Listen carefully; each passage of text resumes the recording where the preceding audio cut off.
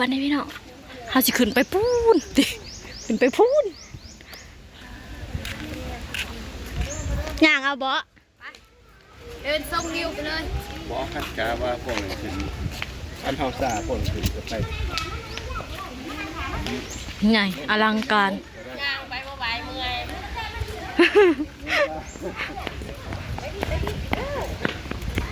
ย่างไปบ่ไหวเมื่อยปวดนี่โอ้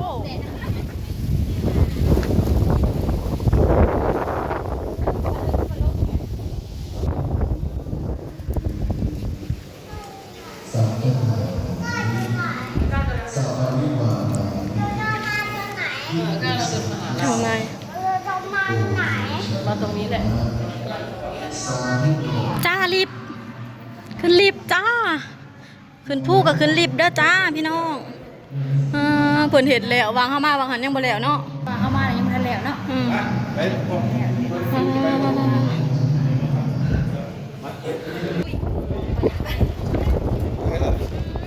ให้บัตรเท่าจะใช้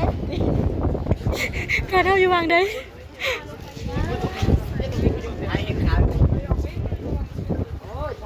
เป็นพัดพี่น้องเอ้ยให้มึงกลับมาตอนนี้ที่มึงใช้กระบอก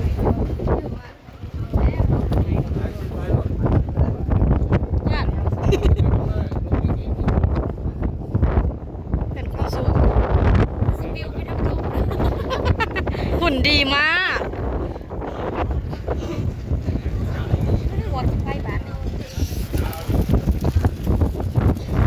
ไม่ค่อยย่านเดี๋ยวมากหมวกจะค่อยเข้าหมวกเริ่มถูกเรียนหัดซ้ายเห็นวัดพี่น้องเลย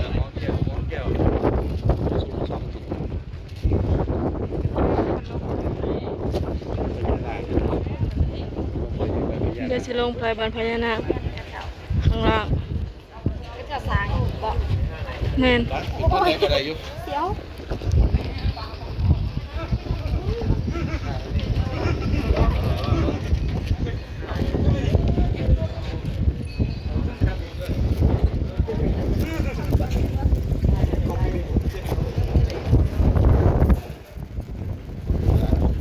เบิ่งวิวพี่น้องวิวเป็นเบิร์ดเมืองหมกขอดประเทศลาวคนแหละ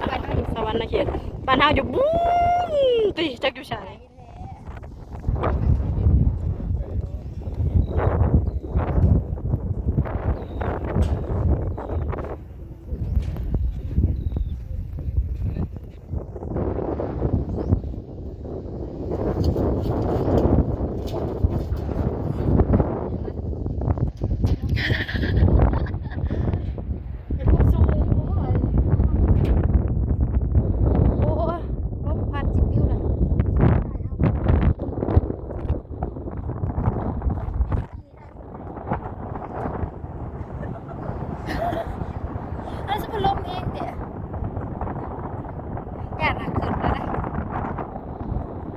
ได้ยินเสียงยังได้ได้ยินแต่เสียงอันลมพัด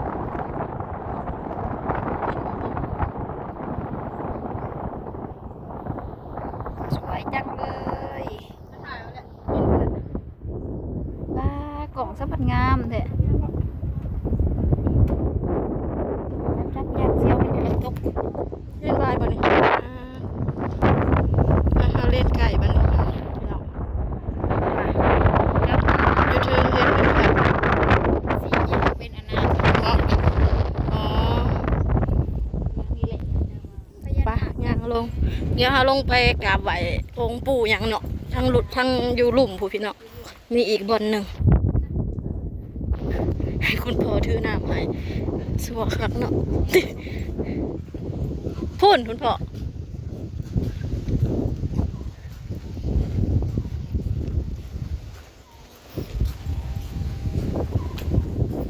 เราจะ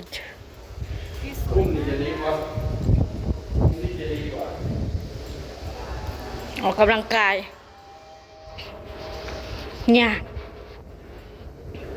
เดินชั้น3มันมีจักสันชี้เนาะ เห็นวิวคือกันจ้าโอ้ยลมวิวมุมนี่ก็งามเนาะชั้น3จ้าตอนขึ้นเฮาขึ้นทางลิฟต์พี่น้องตอนลงเฮาเดินลงจ้ะย่างลงจ้ะนี่อยู่นี่ก็มีลิฟต์จ้าทางใด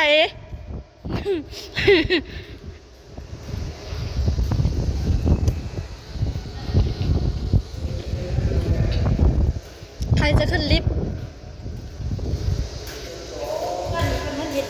แมน2บ่นี่สั่นที่2จัก จักสิวันไหนก็จะกำลังเด็ดกำลังสางผังก่อนดิ